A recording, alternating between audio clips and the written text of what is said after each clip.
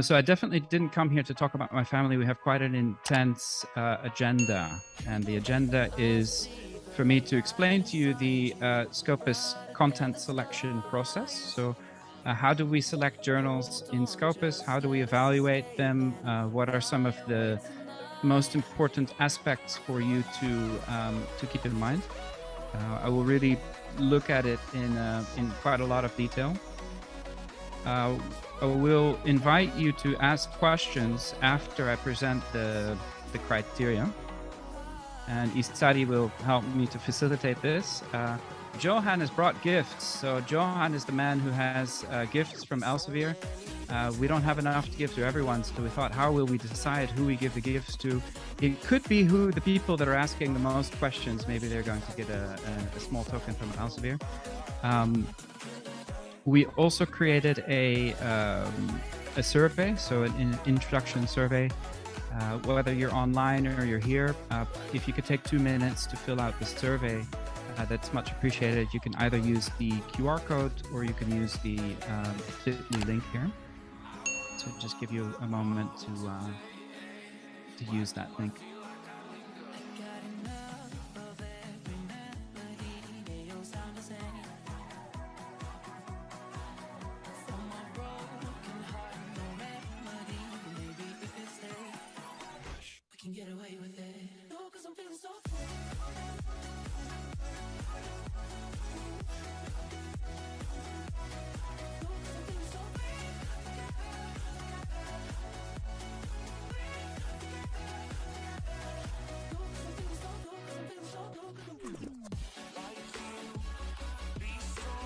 Am I using the pointer or am I asking for next slide? I'm a little confused.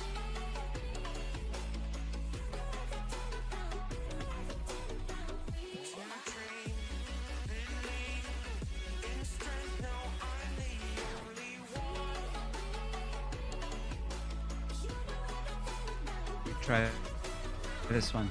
Dr. Seng, this is how you do it. You have to have the right pointer.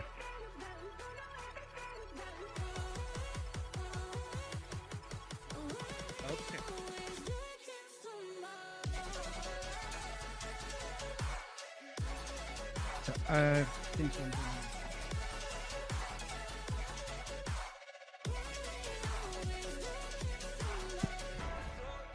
All right, let's try it like this, old school. We're going to come and look at the slides from here.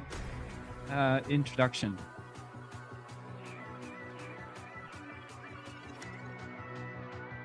As you may know, Scopus is a comprehensive database of peer-reviewed literature, and it belongs to a portfolio that we call Research Intelligence. Research Intelligence are a collection of different solutions and services that help with a lot of things related to search and discovery and evaluation of research. I will not tell you much about this, it's just something to mention.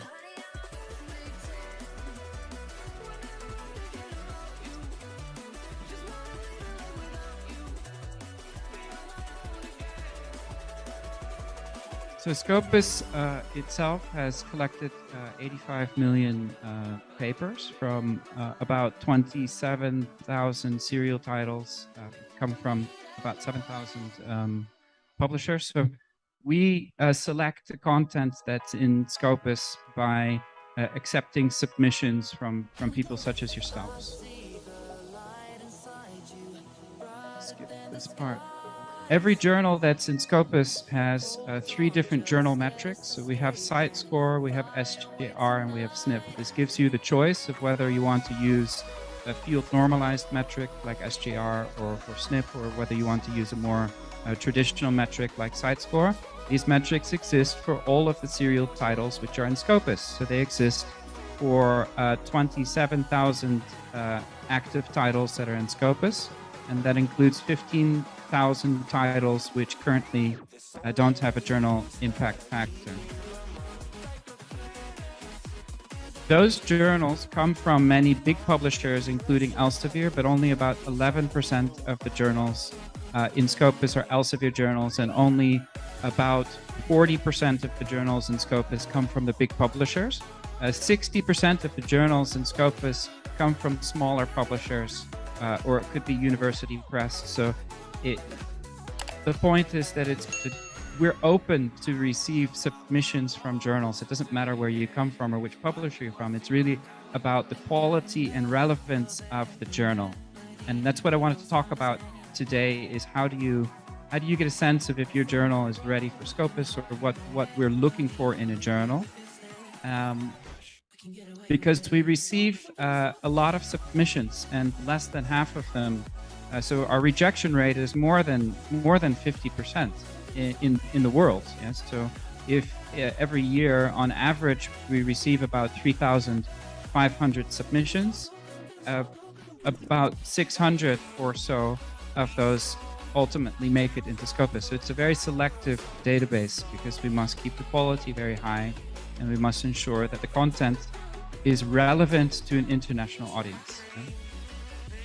We also re-evaluate journals which are already in Scopus, so that's curation, because journals can change performance over time.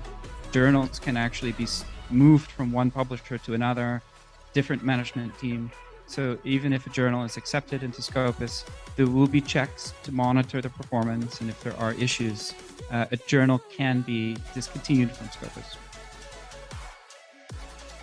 This process is managed by a Content Selection Advisory Board. We call it CSAB.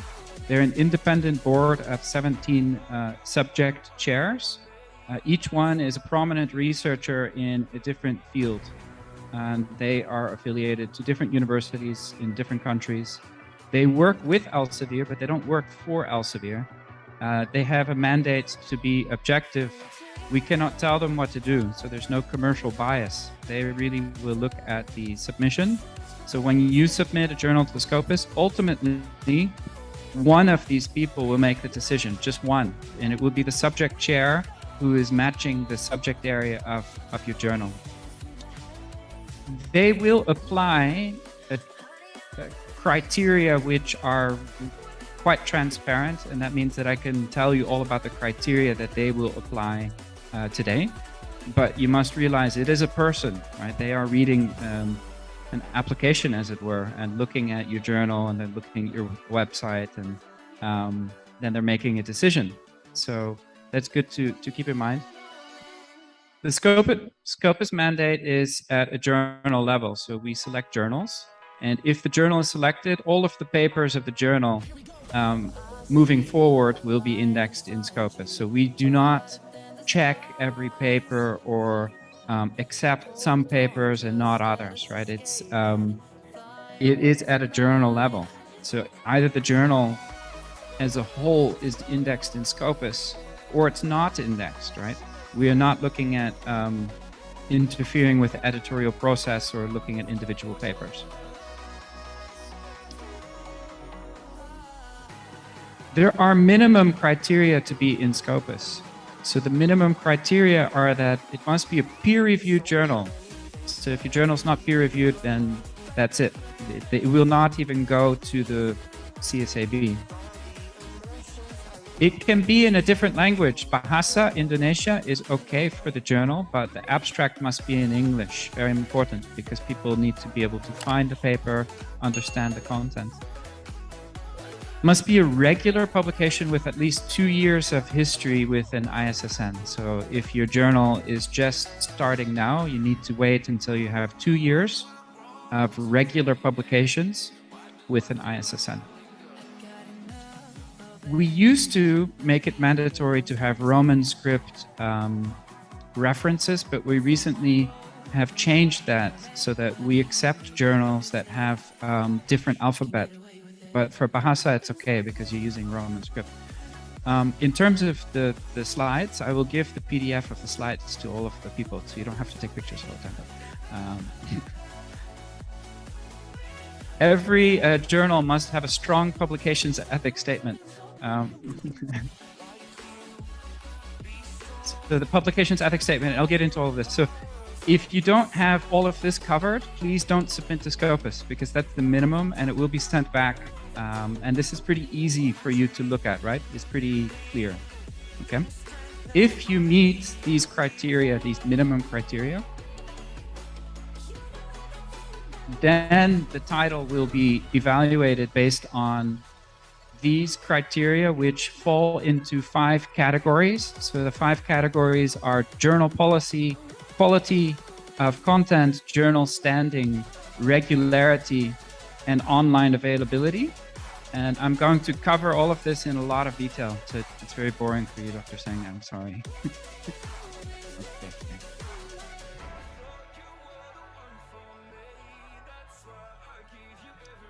So right now, Scopus has, I think we looked at Pak Yoga's presentation, 120 Indonesian journals in Scopus. 106 of those journals are active journals. It's better than it was some years ago. Some journals have been added. But if I look at the submission statistics to Scopus in the last few years, so these are Indonesian journals that were submitted to Scopus between 2018 and 2022. There were 79 journals were accepted, and 427 journals were rejected, which makes a rejection rate of 84%. And that's amongst the highest of the world, right? So if you look at Pakistan is also 84%, Turkey is 83%, India is 83%. So a lot of journals from Indonesia are being submitted to Scopus, but they're being rejected. And this is unfortunate, because I know that people submit and they have the best of intentions and they get a rejection letter and they're like, I have an embargo. I cannot submit again for another 3 years or 5 years. So I would like to ask you, please only submit when you're confident that you meet not just the minimum criteria, but that you have a really strong chance, right? Because it will save you time. Ultimately, if you wait one more year to make your journal really ready, it will ultimately save you time rather than submitting now, wait 6 months, get rejected, and have an embargo of 4 or 5 years. Right? So I would like today to help you to understand my perspective. I've been doing this for 10 years to listen to your stories, to look at many journals that have been submitted to Scopus. I've read many acceptance letters. I've read many rejection letters. I've helped prepare some journals to be submitted to Scopus. So I have some sense of what I'm doing, but I cannot look at all of your journals individually. It's too much. I have to teach you to self-assess, critically self-assess yourself. If some of you are teachers, it's kind of like you teach your students to look at themselves objectively, right? We have to learn to self-assess our own work, and in context of this, which is an international database, maybe the expectations here are a little bit different than being accepted into a local index.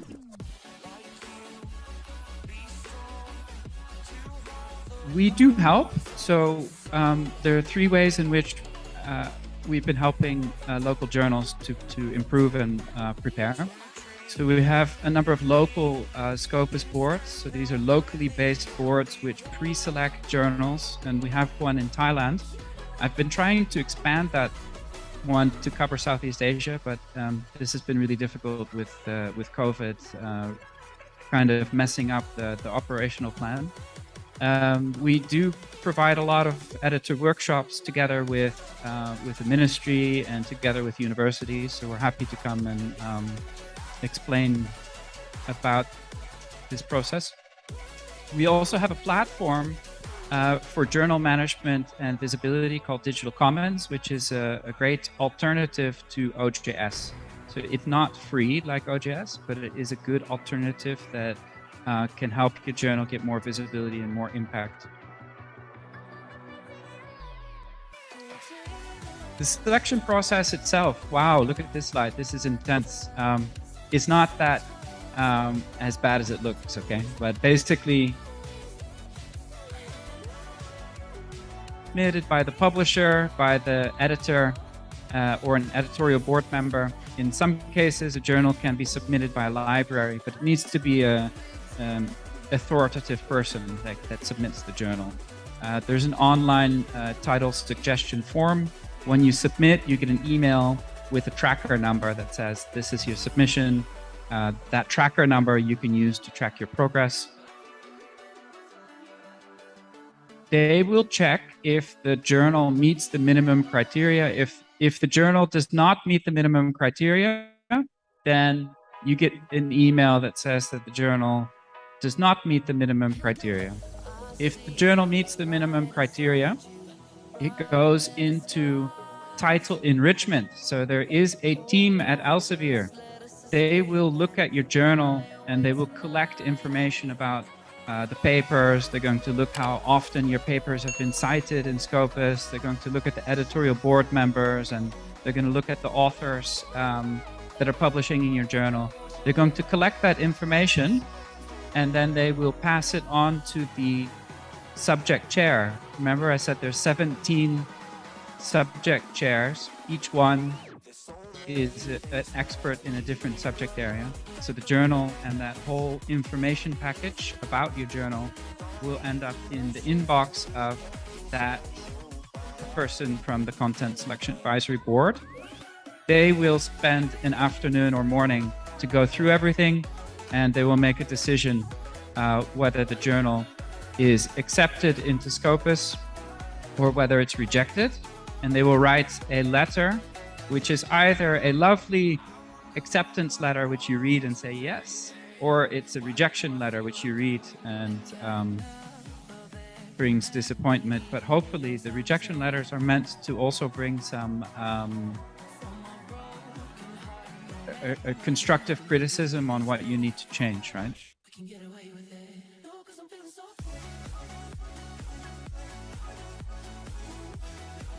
So yeah, acceptance and rejection letter. We've built a tool that can help you to run through these criteria and to help you self-assess. It's called readyforscopus.com. So it's www.readyforscopus.com. It will ask you to fill in information about your journal, and that will tell you, it will help to tell you which aspects of your journal are meeting the criteria of Scopus and which ones maybe need a bit more work, right? So the tool itself won't tell you everything, but it's meant to help guide you through this process. And hopefully what I explained to you today will complement that by giving a bit more depth to the process.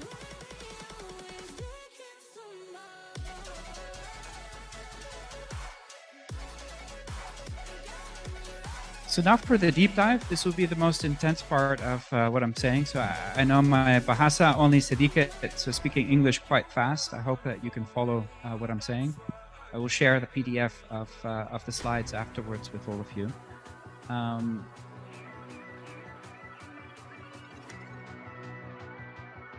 So those were the criteria I showed you already. The aims and scope of the journal is the most important part. So it's very important that you think about the aims and scope. What's the mandate? What's the vision that your journal has? A lot of the other criteria are evaluated in context of the aims and scope of the journal. So it's quite important that the aims and scope are clearly defined, and it's good if it's a compelling read, if it's clear why your journal has a particular aim and scope.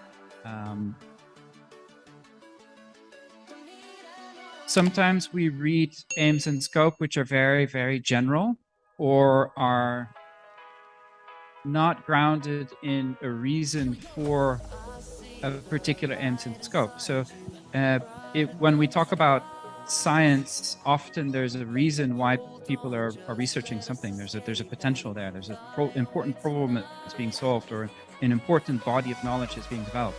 If that can be articulated in an aims and scope, saying this is what our journal is about, this is why this is important. This is why we're doing this, right? If that is something which is compelling and clear, that is a good thing. I think not just in this context, but many contexts in life. So bringing that clarity to an aims and scope so that it's well defined what your journal is about, and why that's important. Also, you need to consider, is your journal an international journal, or is it a Indonesian journal? Is it a ASEAN journal?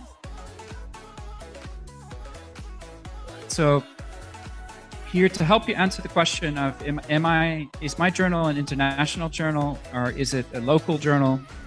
Three simple questions. Is my editorial board very diverse? So if 90% of your editorial board are from Indonesia, you're not an international journal. Do we publish authors from many different countries? If almost everyone is from Indonesia, then the answer is no. Are the topics that we cover relevant to more than one country or region? So if the topics, what you are publishing about, are not relevant to an international audience, then probably you're not international. And I would add to this, I made this slide a couple of days ago, I would add a fourth one, that is the aims and scope of your journal one that indicates international, the intention to be international, or the intention to be regional. So some journals that have been accepted to Scopus are very clear that they are regional journals that focus on challenges in Southeast Asia, for example. While other journals say, we are an international journal, even though we are based in Indonesia, we're an international journal. But it has implications for the evaluation. My advice is, do not try and be an international journal if you are not. Yeah.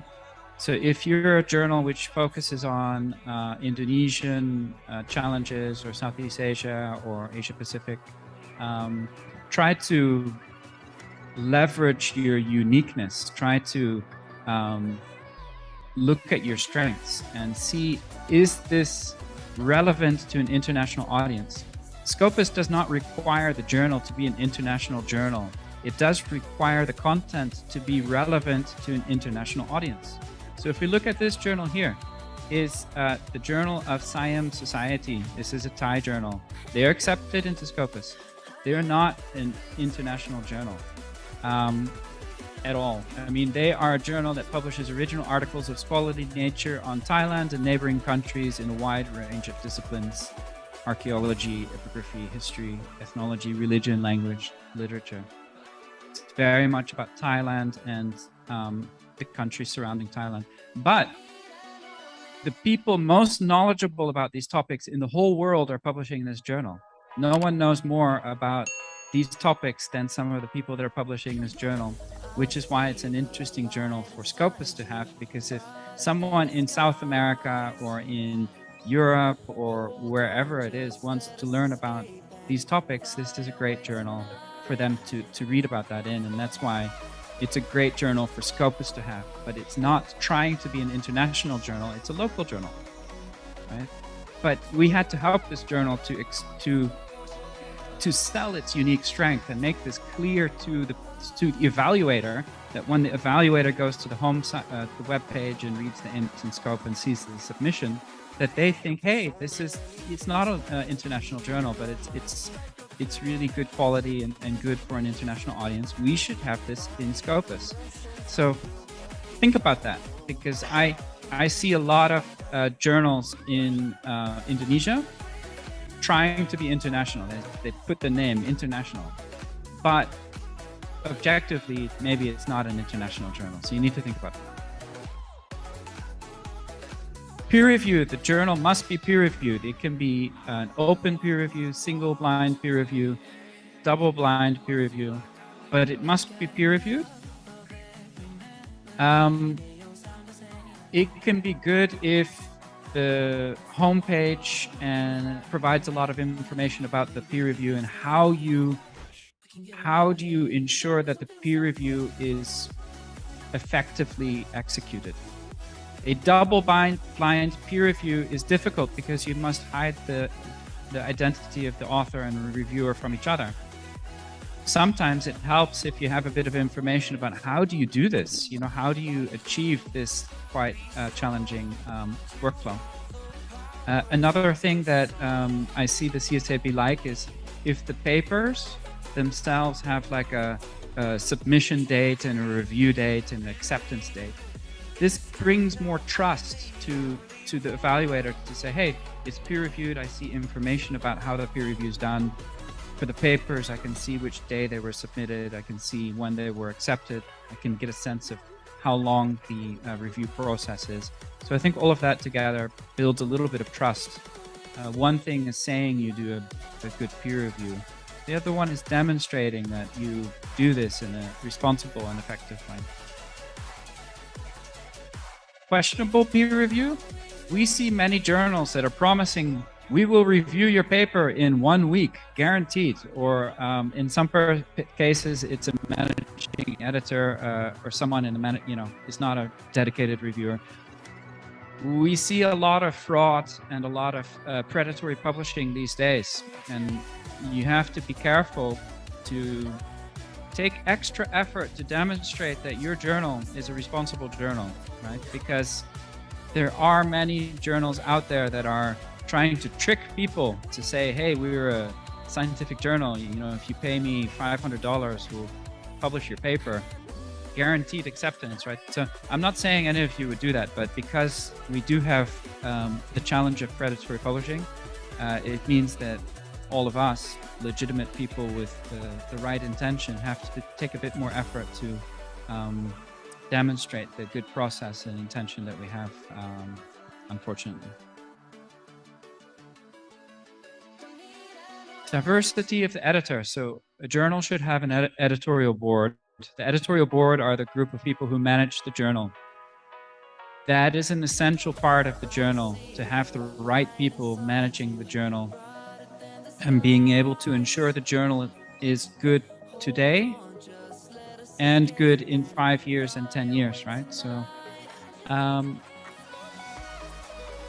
this is judged on a spectrum from no editorial board, okay, that's game over, right? No editorial, you must have an editorial board. Cannot be an algorithm. Regional diversity of the editorial board is not in line with the editorial concept, right? Or regional diversity of the editorial board is partly in line with the editorial concept. So if you said that your journal is an international journal, the expectation will be that many of your editorial board come from different countries. So if you said it's international, it would be nice if maybe 50%, 60% of the editorial board come from not just one other country, but from different regions, because it's international. If your journal is said to be an ASEAN journal, Southeast Asia, then it should have editors that come from some other Southeast Asian countries. If your journal is an Indonesian journal, then it makes more sense if most of the editorial board are from Indonesia. But then it would be good if the editors come from different universities, right? Diversity is preferred, but it's always looked at in line with the editorial concept. So again, the vision and scope, I'm an international journal or I'm an Indonesian journal, is a key part for all of the other aspects of the evaluation. The same is for the diversity of authors and reviewers. It is judged in context of the aims and scope of the journal. So in international journal, the expectation is that many of the authors come from other countries. And if it's a regional journal, then it's more understandable if most of the authors come from the region, right? Abstracts. Scopus is an abstract and citation database in that we don't have the full text. We link to the publisher where you can get the full text, or we facilitate downloading of the full text. But Scopus itself does not index the full text, which makes the abstract even more important. abstract should be well written in English with proper grammar. So if it's a Bahasa journal, must translate it really professionally. Google Translate, bad idea. It's not going to work, right? But we see some abstracts that our grammar is poor. They're just not well written. Also, the abstract should be comprehensive. So they should cover not just the context and the introduction and the methodology. It should cover the kind of introduction, methodology, results, and conclusion. Comprehensive. What we see is a lot of abstracts are covering only introduction. So the abstract will say that this paper looks into the history of this or that, but it does not explain how it was investigated or what some of the findings are. So the abstract should be comprehensive, representing the content of the paper in English with good grammar. It's really important. And it's very much in your control, because if you have good manuscript, right? If your submissions are good, you have a good manuscript, this is completely under control of the editorial process to, if the first abstract is poor, ask them to write a new one or help them to improve it. Content of the papers. So here, when you submit, I think you're asked to send 8 full text articles that are representative of your journal. And the CSAB might also look at the website and find some other papers. What they will look at when they read the full text is the content in line with the stated aims and title of the journal. So again, is the content that they are selecting and including, does it match with the aims and scope of the journal?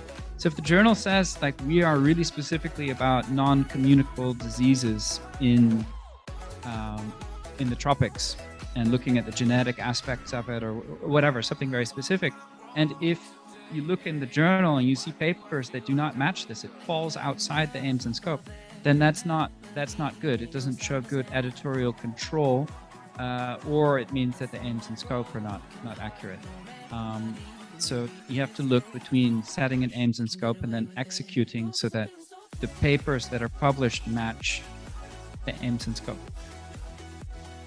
Readability of the articles. Are the articles nice to read? Is the language good? If it's in Bahasa, they will find somebody who reads Bahasa, an external reviewer, and they will ask them, is it good? So assume that people will read a handful of the articles to get a feel of whether they look good, they read well, whether they're professional. So since I work at Elsevier behind the computer for so many years, I had to get glasses, right? Otherwise everything's blurry. Sometimes you have a good paper, like the manuscript is very good. But when you look at the figures, you can't read them because it's bad quality. The printing, the resolution is not good. So even when you put your glasses on, it's like, I can't read it, or the labels are unreadable, or there are no labels, or they accidentally flipped it around the wrong way.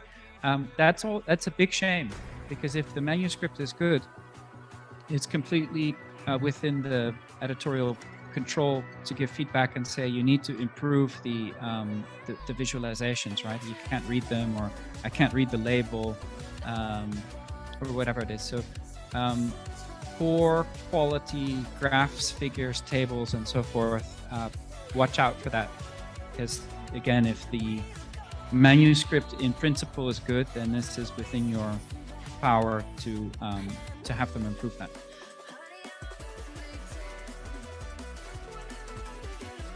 Academic contribution. This one is, I think, the most subjective criteria. So they want to look at, if science is about developing bodies of knowledge, they look at the content in the journal, look at the papers and judge, is this a contribution to the field, to the particular field that you're active in? I've seen some comments in rejection letters that say, well, the journal is not bad, but there are like 3,000 other journals in Scopus that do the same thing. There's no different angle. There's no unique contribution to the field. There's no new bodies of knowledge or being created, and therefore they reject the journal based on it doesn't add value to the reader. It's not doing anything that really takes a body of knowledge from here and moves it forward in some way, or replicates an important finding, or so forth. So it's subjective. It will be reviewed by the chair, the subject chair.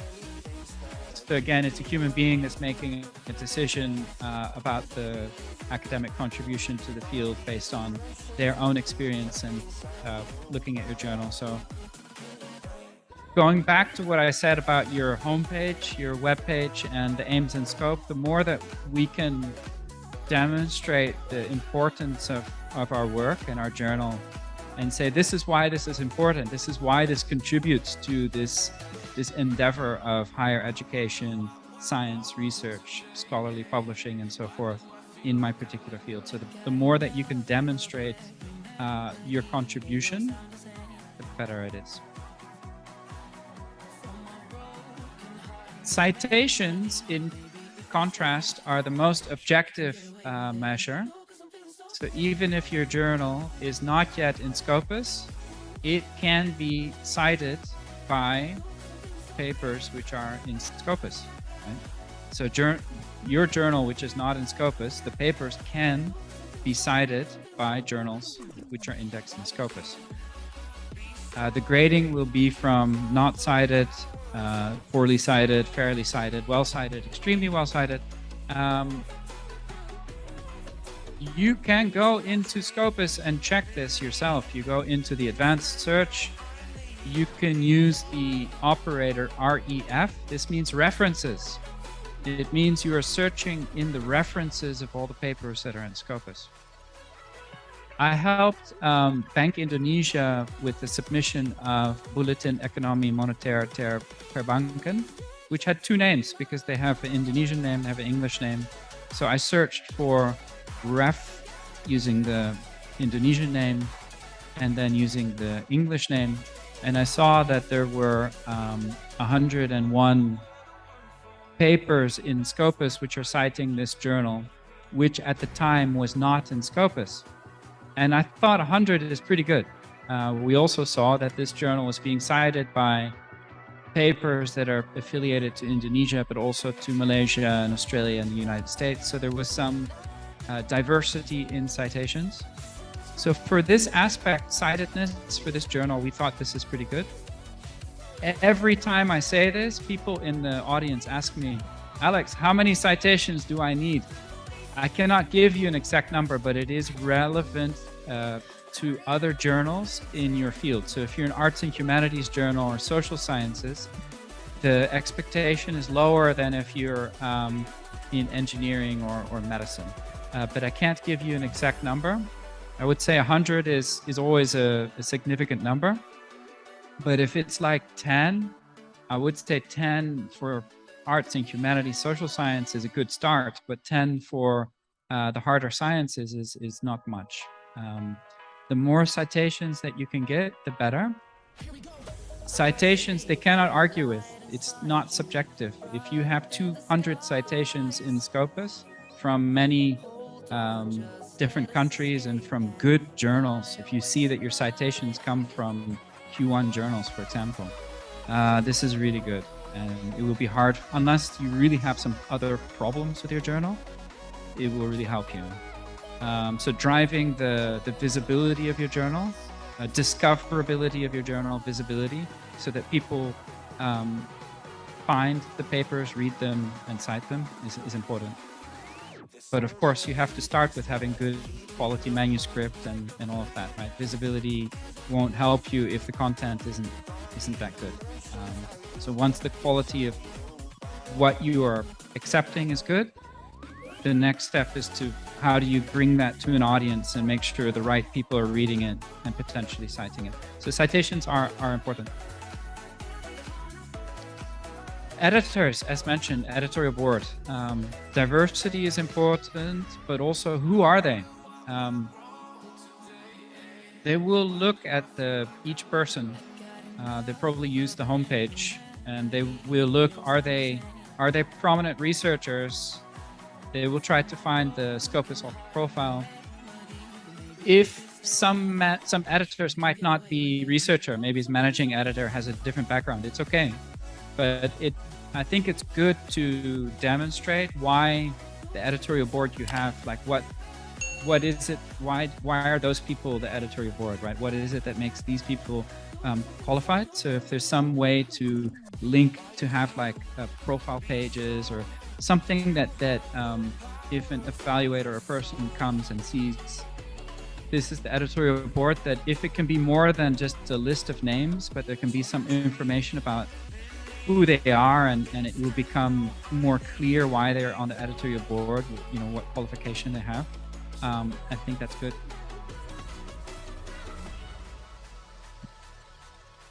Publishing regularity basically means that you set a schedule and that you keep to the schedule. So if you say that your journal publishes once a year, then you publish once a year, steady. If you say we publish 2 issues per year, publish 2 issues per year, steady. But don't go like 2 issues this year, go back to 1 issue, go to 2, right? Once you go from 1 to 2, you need to consistently deliver 2 issues. They will look at issues that are not published or serious delays. So they're looking for a regular publication schedule that meets what you have said that you will do. So if you say, oh, we have a lot of good manuscripts, we want to go from 1 to 2 issues per year, that's good, but you need to be able to consistently deliver 2 issues per year on time while upholding the quality of what you're publishing. Online availability. The content must be available online in some way. So a journal homepage is important. We include both open access journals and non-open access journals. So if you're not open access, you want it to be behind a password, that's fine, but it just needs to be available online. The homepage must have an option for English language. So if your homepage is in Bahasa, it's okay, but there must also be an option to have some of the key information in English, because again, your audience, if you're saying I want to be in Scopus, that means your audience is going to expand to an international audience. The quality of the homepage is being looked at, so they're going to check if it's easy to find out what the aims and scope is, who's the editorial board, if they can find your papers, if they can easily download the full text, all of these things, right? So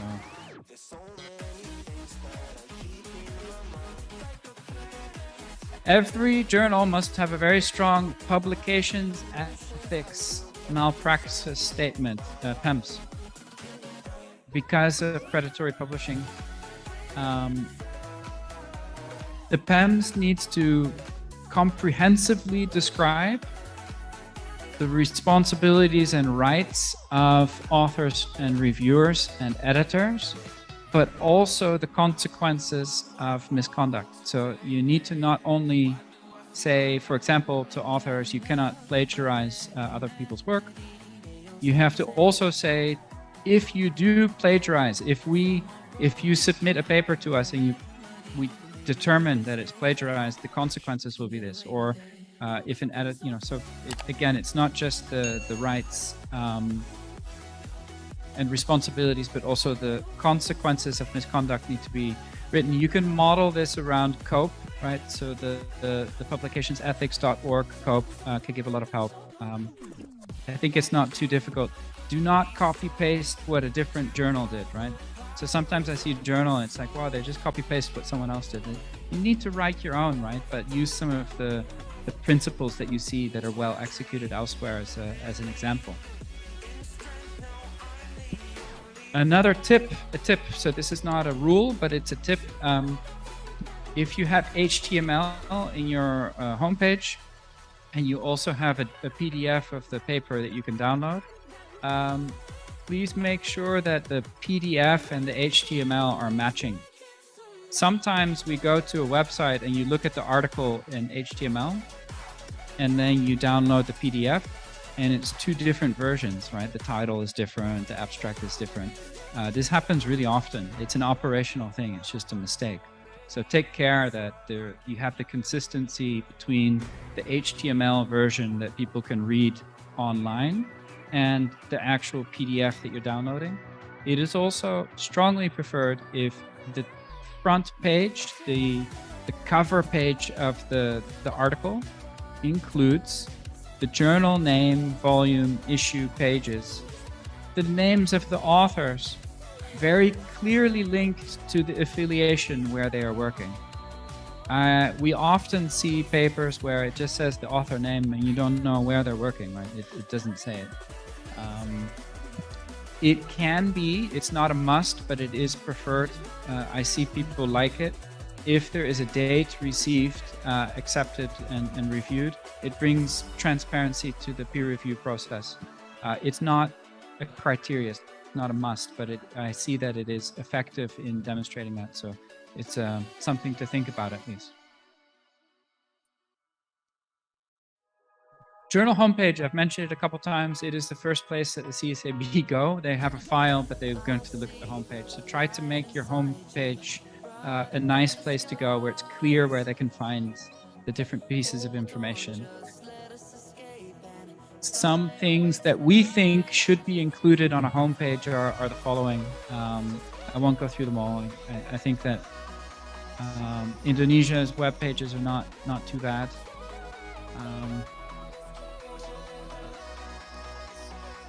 That was the deep dive on all of the criteria. So it's a lot of information. I went through it very quickly, and I will give you the slides. Again, the aims and scope of the journal are a very central part. A lot of the other aspects are evaluated in context of the aims and scope.